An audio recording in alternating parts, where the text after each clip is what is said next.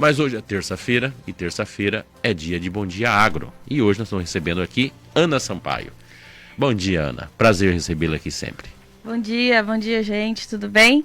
Que bom, João. Tô aqui mais uma vez, né? A terça-feira que vem a Dejane tá de volta.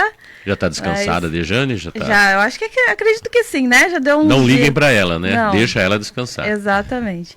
E hoje a gente comemora o programa número 150, né, do Bom Dia Agro. Mais cedo eu falei no programa sobre isso, e quem estiver nos ouvindo aí, nos assistindo pelo YouTube também, faz um registro, né? Marca a gente, marca @Rádio Conte, tem uma hashtag Bom Dia 150, que a gente quer conhecer, né? Nossa audiência também. Então entendi o entrevistado de hoje, trouxe um entrevistado especial para um dia especial. Tá vendo, João? Tá aí uma instituição que tem uma admiração enorme, um carinho enorme, um respeito enorme. Você apresenta? Apresento. Então, hoje a gente vai falar sobre as expectativas da safra, vamos falar também sobre alguns perfis aí dos produtores. E eu estou recebendo hoje, a gente está recebendo, né, o Cleiton Gauer, que é superintendente do Instituto Mato Grossense de Economia Agropecuária, o IMEA. Bom dia, Cleiton. Obrigada mais uma vez por ter aceito o nosso convite. Bom dia, Ana. Bom dia, João. Bom dia a todo mundo que está acompanhando a gente. É um prazer estar aqui conversando com vocês e contando um pouquinho do nosso trabalho. Bom, João, vamos começar falando. O Cleiton passou uns dias lá nos Estados Unidos, no Departamento de Agricultura, né, dos Estados Unidos. Ele vai falar um pouquinho o que é esse departamento, como é que a gente pode entender e o que, Cleiton, que você pode trazer de lá para cá. Acredito que muita coisa, né? O que você pode observar também, que Mato Grosso ou Brasil é melhor ou ainda está muito aquém. E agora, quais são os próximos passos depois dessa experiência? Claro, com certeza. Primeiro, acho que para contextualizar, né, foi uma oportunidade muito grande. Foi um programa de intercâmbio oferecido pelo governo dos Estados Unidos. Eles têm um trabalho, principalmente de países em desenvolvimento, e que tem uma relação muito grande com eles e sinergias, e foi focado em estatística agrícola. Então, ele foi desenhado para o Brasil e para as instituições do Brasil. Comigo foram o pessoal da Conab, da Emater, para realmente conhecer todo o processo desde a coleta da informação até a geração do relatório final, lá que todo mundo aguarda todos os meses, que é o relatório, o famoso relatório da SHA, que vai praticamente ditar as direções do mercado de soja, de milho, no mundo afora. Essa foi uma oportunidade principalmente de conhecer toda a estrutura por dentro. Então, acho que para contextualizar, o USDA é o famoso Departamento de Agricultura dos Estados Unidos.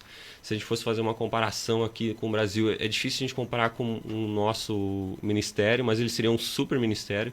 Então, ele agregaria funções desde o Ministério da Agricultura, Conab, até uma instituição de pesquisa como o IBGE, por exemplo, que depois eu até vou frisar que ele é responsável por fazer o censo agropecuário. Então, ele agrega várias funções. E se a gente fosse ter uma noção de tamanho, até eles acabam falando para a gente lá, tem mais de 100 mil pessoas que trabalham no SDA mundo afora. Então, dentro dos Estados Unidos e fora fugiu a palavra, não sei se é um branch que eles chamam, que ficam espalhados mundo afora para fazer a promoção da agricultura, dos produtos agrícolas dos Estados Unidos nos outros países. Então, é muita gente. E realmente, se fosse a gente elencar toda essa estrutura, teria uma distância do que a gente faz aqui bastante grande. E o foco que eles dão em pesquisa agrícola, né? Se a gente fosse elencar somente no braço, no ramo que é o NAS, que é como se fosse o serviço de estatística agrícola deles lá, são mais de 700 pessoas focadas do corpo técnico, mais de 500 deles são estatísticos. E mais de 3 mil pessoas a campo levantando informações. Então, para vocês terem só uma noção, aqui no Brasil, dentro da Conab toda, se não me engano, são 2 mil pessoas. Dentro do quadro técnico inteiro, não só para fazer pesquisa, só para fazer toda a estrutura e rodar a Conab. Por exemplo, dentro do Instituto, hoje eu tenho, aqui no Mato Grosso, para a gente fazer o material que a gente acaba produzindo, são 38 pessoas no total, sendo que a metade deles a gente tem um quadro de estagiários para contribuir e conseguir levantar informações no estado. Então, acaba sendo bastante grande, uma diferença de estrutura, até mesmo a importância assim, do que a gente vê lá. Às vezes até não é um caso só aqui do Brasil, das pessoas não acreditarem em pesquisa, estarem cada vez mais distantes das informações. Então, uma das coisas que a gente percebeu por lá, eles também têm uma dificuldade muito grande. Nos materiais antigos, por exemplo, citaram, alguns anos atrás, eles tinham mais de 80% de taxa de resposta nas pesquisas. Hoje eles têm menos de 50%. Então, é um desafio que nós temos aqui também para trabalhar com os produtores, é uma das coisas que a gente quer frisar e pontuar no ano que vem, que é realmente trabalhar, mostrar a importância desse serviço, mostrar a importância do resultado final, o que agrega, por mais que ele não consiga ver um valor direto naquilo, ele pode construir muito políticas públicas, formação de tomada de decisão baseada em dados. Então, a gente quer tentar trazer isso mais para o dia a dia do produtor e que ele fique mais próximo para entender a importância e contribuir com o sistema. Acho que entra um pouco naquela questão, né? O conhecimento assusta a ignorância. Então, isso. quando a ciência avança tanto em uma área que estava tão distante, né? Mas me chamou muita atenção essa questão de você falar do grau de importância, né? Apesar de a gente olhar para os Estados Unidos como um país industrializado, o industrializado também é consequência da forma como ele foi colonizado. Nós não podemos esquecer das chamadas marchas para o oeste, conquistar a terra através de corridas, tá? Que é um histórico paralelo ao nosso, né? Aí a gente verifica a valorização que eles dão para a economia, né? A economia que projeta as outras áreas, não as outras áreas que interferem na economia. Quando você viu isso, eu não falo assim distância que nós estamos hoje, mas qual a nossa distância para chegar nesse nível? Sim, isso é uma das coisas que realmente me chamou a atenção quando a gente estava lá, porque pegar um exemplo do nosso estado. Sim. Aqui. Então, quando a gente veio quando o estado foi colonizado, quando realmente veio o povo para ocupar o estado de Mato Grosso, para desenvolver e fazer todo o processo, não caminhou junto com ele o estado. Sim. Não veio logística, não veio infraestrutura, não veio condições que fossem propícias, por mais que o progresso, o desenvolvimento veio. Ele acabou vindo depois. Lá é uma das coisas muito claras.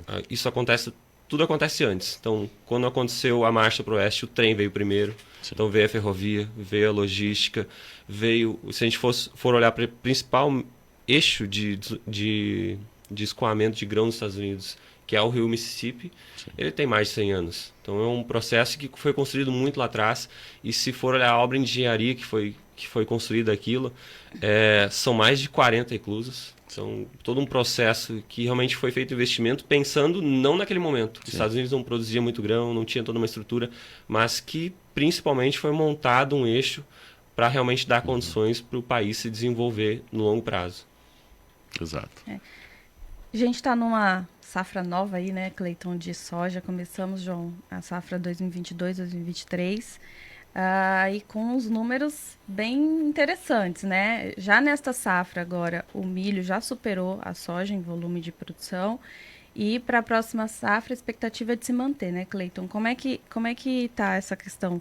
Qual é a expectativa para a soja, para o milho? E assim, queria que você falasse sobre por que o milho tem avançado tanto, né? Ou a soja também aumenta um pouquinho a área. São áreas novas, são áreas de integração lavoura-pecuária. Como é que o IMEA chegou nesses números? Perfeito. Acho que vamos fazer um resumo então da safra, do que aconteceu na safra passada e o que a gente espera para essa agora. Então, no ano passado a gente viu um movimento muito grande de conversão de áreas de pastagem e agricultura, que é um movimento que a gente já observa já há um bom tempo aqui no estado. Isso nada mais é que, se você vê a economia funcionando, no sentido de eu tenho uma atividade que está remunerando mais por hectare, ela acaba progredindo para áreas que têm uma rentabilidade, produtores que estão tendo uma dificuldade maior de rentabilizar. Isso é o processo natural que a gente acaba observando aqui. Então, se a gente for olhar no ano passado, aconteceu em mais de 1 milhão de hectares.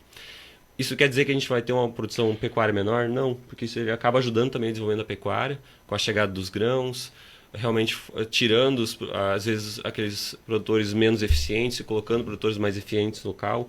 Então, isso acaba um reajuste e tudo acaba se organizando.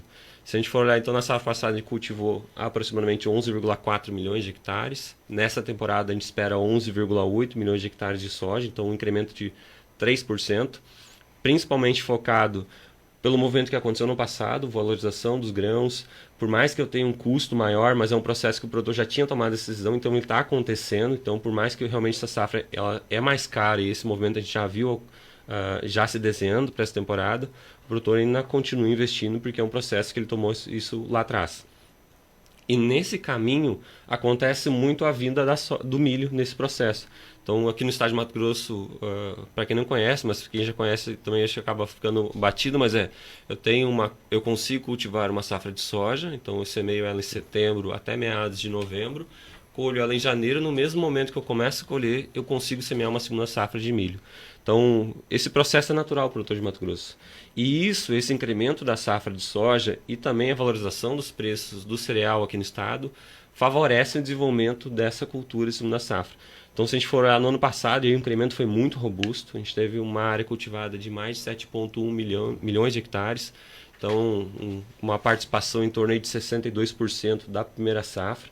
Então, que é uma participação significativa. O estado tem um potencial de desenvolver mais e também por isso que a gente observa esse incremento de produção do milho em detrimento não, mas em relação, em comparação ao movimento que a gente viu na soja. E aí quando a gente compara duas culturas, né, o potencial produtivo, a questão de produtividade por hectare do milho é muito maior, isso acaba produzindo muito mais por hectare e acaba no montante total a gente produzindo em torno de expectativa essa temporada, mais de 45 milhões de toneladas. Mas a gente está falando de agricultura, então isso tudo são previsões iniciais, então a safra está apenas no começo, a gente semeou até a semana passada em torno de 66% da safra atual, muito parecido com o ano passado. Então está se desenhando, apesar de ter um cenário ainda bastante incerto, a gente está se desenhando com um ritmo bastante interessante de semeadura em Mato Grosso. Cleiton, a gente sabe que o IMEA ele lida também com algumas previsões com base em pesquisa, né?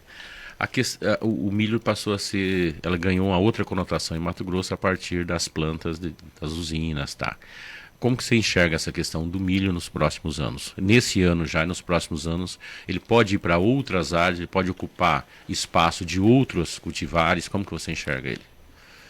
Na minha visão, eu não enxergo, pelo menos com grande potencial, por exemplo, o milho substituindo soja em primeira safra. Com exceção em raros casos, contratos específicos, realmente atender uma demanda de uma fábrica de ração, mas para a produção de etanol, por exemplo, a gente... fugiu a palavra aqui, mas a característica nata do estado é realmente ele ser cultivado segunda safra, porque ele encaixa muito bem no sistema. Sim.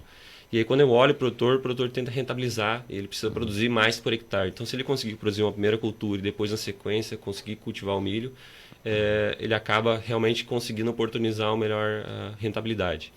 E para os próximos anos, a chegada da produção de etanol de milho aqui no estado, em 2018, ela mudou esse driver. Sim. Antes a gente tinha uma conversão de menos de 50% das áreas de segunda safra viravam milho. Hoje está com 62%. Isso tende a continuar crescendo nos próximos anos. É um movimento que eu acho que não tem volta, tanto no sentido que isso oportuniza, a gente não vai ter aqueles preços de milho que a gente viu lá atrás tão baratos, que desestimulavam o produtor a produzir. Mas também a gente, até por o andar de desenvolvimento, a expectativa é que o produtor consiga produzir cada vez mais milho e a gente tenha uma autossuficiência não porque a gente é autossuficiente, perdoe, mas a gente tenha cada vez mais milho disponível no mercado e essa pressão, principalmente de preço, acaba se estabilizando, a gente tem uma regulagem pela própria oferta que é posta ao mercado. Cleiton, você falou aí também de custo de produção, né? Você vê que os números aumentaram muito, né? Os valores do custo por hectare. É reflexo também desse conflito da Ucrânia, enfim. O que mais está custando no bolso do produtor? Se a gente for olhar dos últimos 2 anos, o principal fator vai ser fertilizantes defensivos. Então, isso vem desde a pandemia, desde realmente o momento que a gente teve paralisação dos mercados, quebra das cadeias de valor, quebra das cadeias logísticas, que acabou impactando. Em um primeiro instante parecia que não seria tão grave, mas isso acabou se desestabilizando e, com uma sucessão de eventos, acabou sendo cada vez mais forte. Aí a gente teve a questão da Bielorrússia com o embargo dos Estados Unidos, mudanças da questão de exportação, proibição de deslocamento via trem pela Lituânia, acabou tendo impacto diretamente no fertilizante aqui no Brasil. Depois a gente teve realmente a guerra da Rússia, os embargos da Rússia realmente para exportar esse fertilizante, toda a preocupação, e isso acabou se desencadeando um efeito em cascata, encarecendo o preço dos fertilizantes, não só aqui, mas mundo afora. E agora, apesar de a gente ainda estar um momento de arrefecimento e as preocupações ainda perduram, principalmente pelos nitrogenados, e é um grande efeito que pode ter na produção de milho. Mas realmente para desenhar, a gente está observando um arrefecimento dos preços, mas se tem uma preocupação principalmente do frio na Europa, como vai ser a produção de gás natural, se vai conseguir atender, se não vai. Então o mercado ainda se desenha e tem uma preocupação realmente ainda que paira, principalmente sobre o mercado de fertilizantes para os produtores. Legal. Esse mercado, em função dessa crise, porque assim, nós somos um país que nós temos essas dimensões e possibilidade de crescimento em áreas que a gente nunca foi expoente.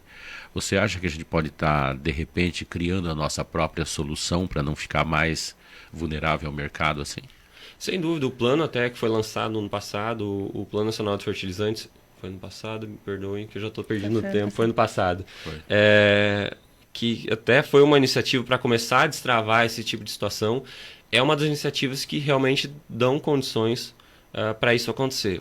A gente vai ser autossuficiente no curto prazo, eu acho difícil até pela demanda e pelo volume que a gente necessita, mas o país precisa se preocupar, precisa desenvolver outras ferramentas. A gente tem, por exemplo, quando a gente pensa em fertilidade, a gente não precisa pensar somente em fertilizantes. Por exemplo, tem um caso da Embrapa que desenvolveu uma bactéria que consegue solubilizar fósforo no solo e liberar para as plantas. Então, esse tipo de iniciativa, novas tecnologias que acabam surgindo. A gente tem um cultivo, e aí também é outra diferença dos Estados Unidos que a gente acabou citando no começo lá, um sistema, um clima, um solo totalmente diferente de outros lugares. Então, às vezes, algumas coisas que a gente tem que realmente tropicalizar e desenvolver a nossa própria pesquisa aqui para conseguir alcançar, vão ser as ferramentas para conseguir deixar o Brasil... Não sei se a gente vai ser autossuficiente até mesmo no futuro, mas pelo menos vão amenizar um pouco dessa dependência de toda essa estrutura e principalmente as preocupações por conta do mercado internacional. Olha, eu sei que americano é muito cuidadoso quando fala. Eles não são fáceis, eles não entregam o jogo. Mas foi possível perceber qual que é o olhar, com guerra, com tudo isso que aconteceu, qual que é o olhar do americano sobre a nossa agricultura? Principalmente eles olham, isso é inato, eles olham nós como um concorrente deles, sim, principalmente a preocupação e a colocação dos nossos produtos perante o deles, e nós somos extremamente competitivos quando a gente fala, sim, disso, principalmente soja e milho, mas de uma maneira geral eles também têm uma preocupação com o desenvolvimento para a alimentação do mundo.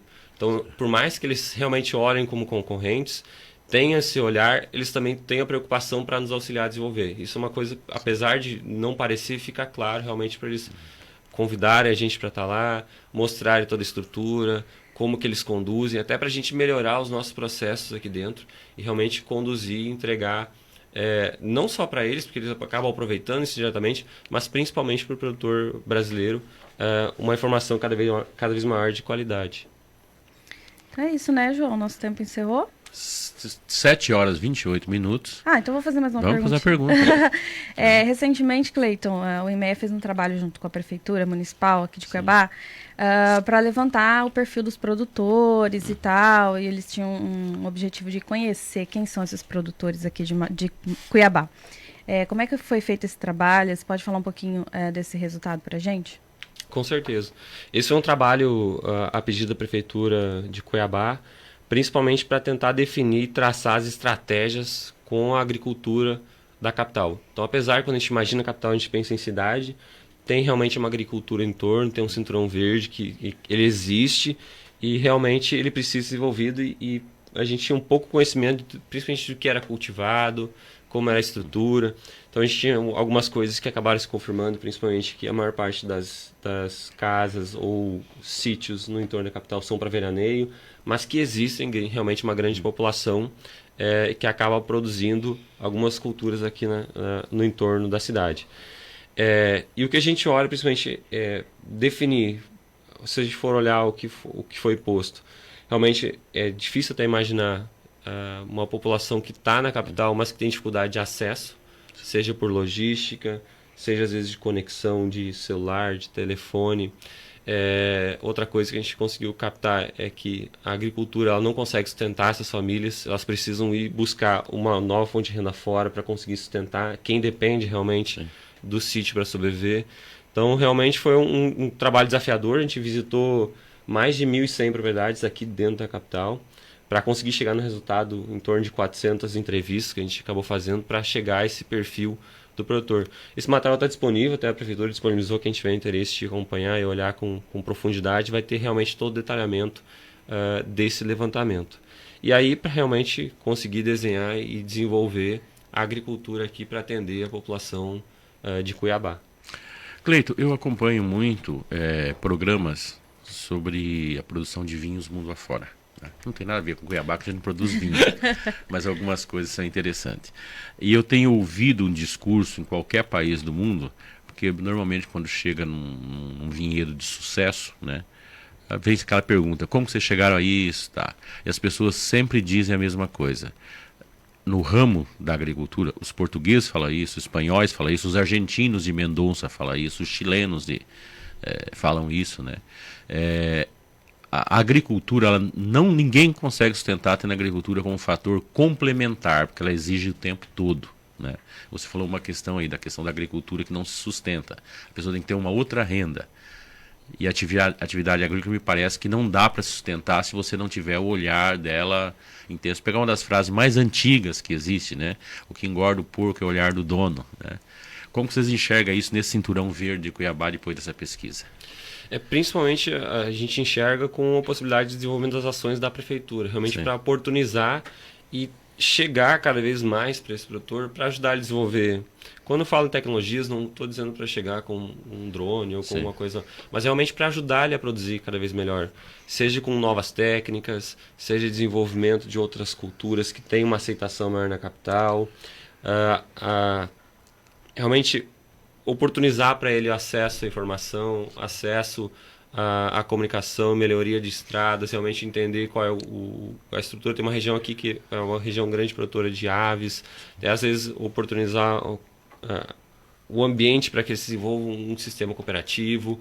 Realmente, então, essas ações que propiciem cada vez mais que os produtores consigam produzir. Porque quando a gente fala que ele não acaba conseguindo desenvolver, é pelo volume de produção que ele tem. Não por conta de área que não seja disponível, mas realmente pelo volume que ele acaba produzindo e entregando ao mercado. Então, principalmente, a gente acredita com as ações voltadas para o desenvolvimento, e o poder público tem essa função para auxiliar e dar sustentação para a agricultura. Vou falar, agricultura me corrigindo, a agropecuária da região aqui de Cuiabá se desenvolvendo. 7h33. Nós estamos ouvindo Cleiton Gauer, né? O sobrenome alemão. Né? Gauer. E Ana Sampaio. Ana, muito obrigado. Vamos ficar com saudade. Nós estamos com saudade de Jane Ardos, mas vamos ficar com saudade de você.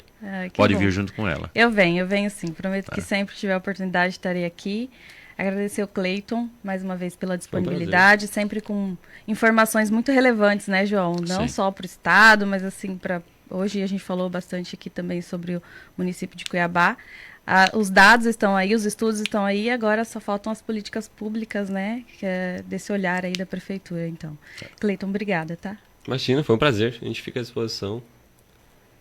Saiba que o IMEA é um orgulho para Mato Grosso. Exatamente. IMEA é ciência, e ciência leva a gente para frente. É isso. Né? E, João, aqui só para finalizar, lembrar que hoje nós comemoramos o Bom Dia Agro número 150, então está disponível no Spotify. Quem não consegue acordar mais cedinho, né, João? Para 5h20 está lá no Spotify, então todas as entrevistas, os programas, inclusive essa do Cleiton daqui a pouquinho está lá também. Verdade.